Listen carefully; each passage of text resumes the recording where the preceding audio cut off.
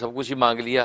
तो इंशाल्लाह हमेशा सेहतमंद तंदुरुस्त रहने के लिए और मालदार होने के लिए तो सबसे अच्छा वजीफ़ा तो सलात व सलाम का है कि कसरत से सलात व सलाम पढ़ें। हर वक्त रसूलुल्लाह सल्लल्लाहु अलैहि वसल्लम पर सलात व सलाम पढ़ते रहें। बस आपको दुनिया की सेहत व आफियत भी मिलेगी, माल दौलत भी मिलेगी और आखिरत में आपके लिए मग़फ़िरत भी हो जाएगी। ज़ाहिर कि इंसान ये चाहता है कि दुनिया की किफ़ालत हो जाए और आखिरत में निजात हो जाए। और ये सलात व सलाम में जिस सहाबी ने सारे वक्त में अपने फ़राइज़ व वाजिबात के अलावा हर वक्त सलात व सलाम पढ़ने का अहद कर लिया नबी से, तो नबी ने फरमाया कि बस अगर तू ऐसा करेगा तो दुनिया की अल्लाह किफ़ालत फरमाएंगे, दुनिया की हर ज़रूरत तेरी पूरी करेंगे और आखिरत में अल्लाह तबारक व तआला तेरी मग़फ़िरत कर देंगे। और ज़ाहिर है कि इंसान को, ख़ास तौर पर मोमिन सादिक़ को, इन दो के अलावा और चाहिए क्या। ये सारी मेहनतें हमारी इसीलिए तो हैं ताकि दुनिया में हमारी ज़रूरतें पूरी हो जाएं। और ये सबसे बड़ी ज़रूरत जो है वो ज़ाहिर कि इंसान की सेहत है, कि सेहत सबसे पहले, क्योंकि सेहत नहीं है तो फिर कोई नेमत नहीं है। तो इसलिए ज़रूर जो है आप सलात व सलाम का अहतमाम करें। उसके लिए कि एक तो यह है कि आप कम से कम जो है उसकी जो है तादाद मुकर्रर कर लें, 300 मरतबा 300 टाइम जो है दुरूद शरीफ पढ़ने का अहतमाम कर लें। वो सुबह में फ़जर के बाद या मगरिब के बाद उसका एहतमाम कर लें। उसके अलावा चलते फिरते हर वक्त जो है सल्लल्लाहु अला मुहम्मद व आलिहि वसल्लम, सल्लल्लाहु अला मुहम्मद व आलिहि वसल्लम, सल्लल्लाहु अला मुहम्मद व आलिहि वसल्लम चलते फिरते इसका विर्द रखें। जब भी मौका इसका विर्द रखें। आप देखें चंद दिन के अंदर पहला सेगमेंट है तारीख के झरोकों में से कोई दिलचस्प ख्वाब, उससे हम इसका आगाज़ किया करते हैं।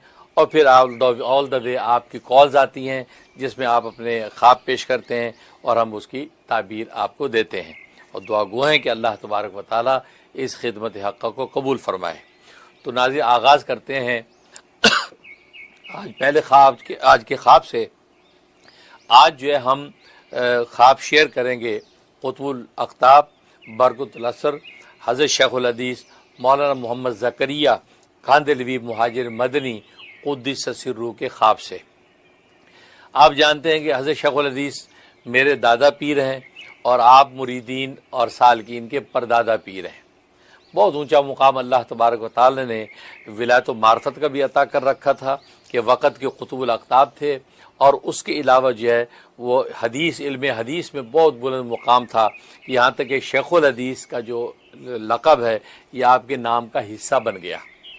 इस कदर अल्लाह तबारक व तआला ने ज़ाहिरी बातनी उलूम से आपको मुनव्वर कर रखा था। हज़रत शेखुल हदीस मौलाना मोहम्मद ज़करिया रहमतुल्लाह अलैह अपना एक ख्वाब बयान करते हैं। फरमाते कि मैं सय्यदुल कौनैन सरकार दो आलम सल्लल्लाहु अलैहि वसल्लम को ख्वाब में देखता हूँ कि उनके साथ ही जो है ये इमाम रब्बानी हज़रत मौलाना रशीद अहमद गंगोई क़ुद्दस सिर्रुहु भी बैठे हैं और हज़रत मौलाना रशीद गंगोई रहमतुल्लाह अलैह रसूलुल्लाह सल्लल्लाहु अलैहि वसल्लम से ये अर्ज़ कर रहे हैं कि हज़रत शेख ने अल्फाज लिखे, शिकायत कर रहे हैं। वो शिकायत ये कर रहे हैं कि मौलाना मोहम्मद ज़करिया को या रसूलल्लाह आपकी खिदमत में आने और आपके दीदार और मुलाकात का बहुत इश्तियाक है। वो चाहते आपके पास आ जाए, उनको बड़ा इश्तियाक है, लेकिन मेरी ख्वाहिश ये है कि अभी उनसे और काम लिया जाए। ये हज़रत गंगोई फरमाते हैं। उस पर रसूलुल्लाह सल्लल्लाहु अलैहि वसल्लम जवाब में इरशाद फरमाते हैं कि हाँ दुरुस्त फरमाया कि उसको इश्तियाक तो बहुत है मेरे पास आने का, लेकिन मैं भी ये चाहता हूँ कि उनसे जो है मज़ीद और काम लिया जाए। ये बात कही। फरमाते कि उसके बाद मेरी आँख खुल गई।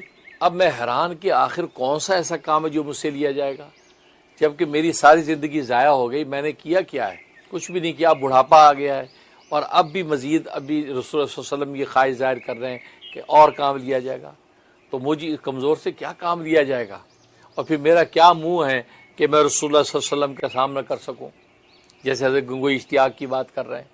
तो ये फरमाया कि मैं बेदार होने के बाद ये सोचता हूँ और इसी सोच में दिन भर घूमता फिरता हूँ कि आखिर वो कौन सा काम है जो मुझसे मज़ीद लिए जाने की ख्वाहिश जारी की जा रही है। तो अचानक एक हफ़्ते के बाद मुझे एक बात याद आई, एक वाक़या याद आया और वाक़या याद आया मुझे अपने चाचा जान का। चाचा जान कौन है? बानी तबलीग हज़रत मौलाना इलियास साहब कांदलवी क़ुद्दस सिर्रुहु, क्योंकि बानी तबलीग मौलाना इलियास जो वो ये चाचा हैं हज़रत शेखुल हदीस मौलाना मोहम्मद ज़करिया के, क्योंकि हज़रत शेख के जो वालिद मौलाना मोहम्मद याहिया कांदलवी वह मौलाना इलियास साहब रहमतुल्लाह अलैह के बड़े भाई हैं। कहा कि चाचा जान का एक वाक़या मुझे याद आया कि चाचा जान जब मदीना तैयबा गए तो वहाँ पर आपने ये दुआएं और ख्वाहिश जाहिर की कि जो है वो मैं मदीना तैयबा ही के अंदर अब सुकून इख्तियार करूँगा, मैं वापस हिंदुस्तान नहीं जाता। तो नबी करीम सल्लल्लाहु अलैहि वसल्लम की तरफ से इशारतन उनको हुक्म हुआ कि नहीं मोहम्मद इलियास, तुम वापस हिंदुस्तान चले जाओ, तुमसे काम लिया जाएगा, तुमसे अभी दीन काम लिया जाएगा, ये बात कही। तो मौलाना इलियास कांदेलवी फरमाते कि मैं दिल में सोचता हूँ कि मैं बूढ़ा कमज़ोर, ना मुझे तकरीर आती है ना तहरीर आती है, बोलने का सलीका तक नहीं आता, तो आखिर मुझसे कौन सा काम लिया जाना है। आँख खुल जाती है। अब जब बेदार हो गया तो परेशान, कहते चाचा जान परेशान, सुबह शाम सोच रहे आखिर कौन सा काम है जिसके बारे में रसूलुल्लाह सल्लल्लाहु अलैहि वसल्लम फरमा रहे हैं कि तुम मदीना तैयबा में क़याम न इख्तियार करो, वापस हिंदुस्तान चले जाओ, तुमसे काम लिया जाएगा। अब ये इसी सोच विचार में और चेहरे पर हर वक्त तफक्कुर और सोच है। तो इस दौरान में शेखुल इस्लाम हज़रत मौलाना हुसैन अहमद मदनी रहमतुल्लाह अलैह के भाई मौलाना जो है सैयद अहमद साहब ने आपको देखा। मौलाना इलियास साहब के चेहरे पे परेशानी देखी, कहा कि मौलवी इलियास क्या बात है, कोई चेहरे पे परेशानी है, किसी तफक्कुर में हो, खैरियत तो है।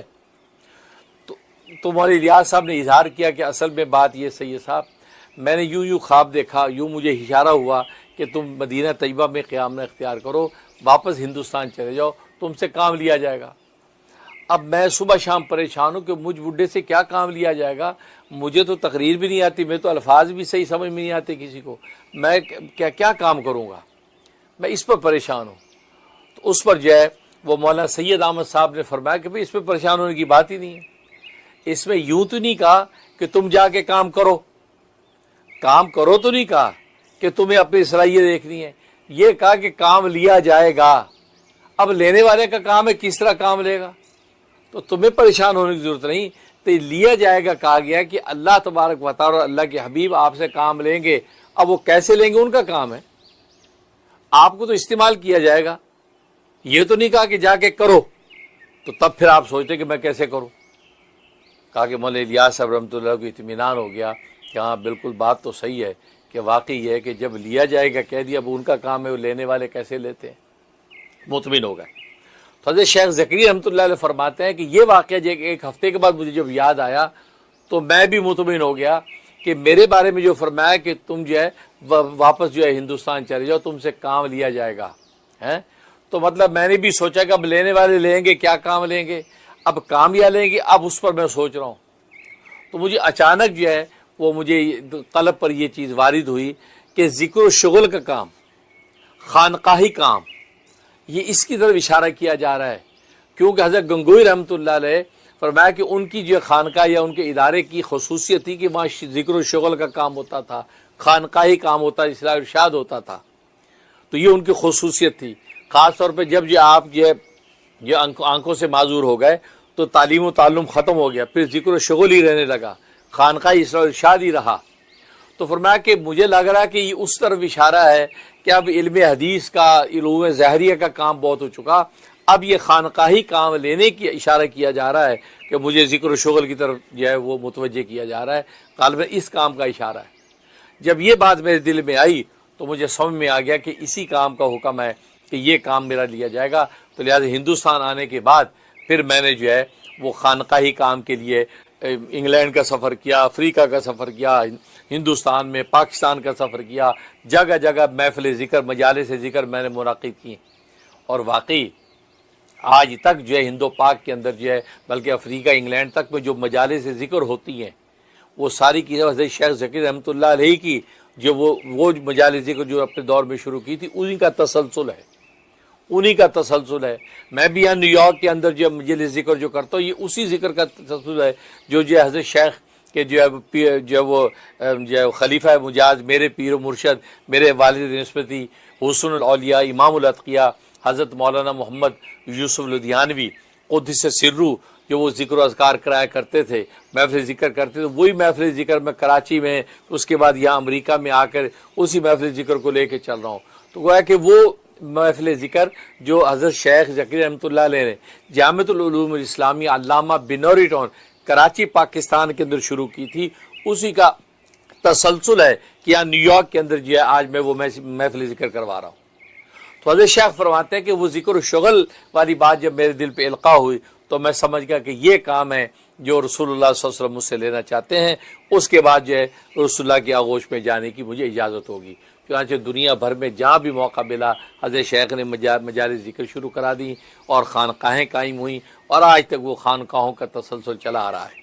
और फिर आखिर उम्र में आप जो मदीना तैयबा तशरीफ़ ले आए और फिर वहाँ रसूल सल्लल्लाहु अलैहि वसल्लम ही के पास रह गए, मतलब वहीं आपका विसाल हो गया और जन्नतुल बकी के अंदर अभी भी आप आराम फरमा रहे हैं।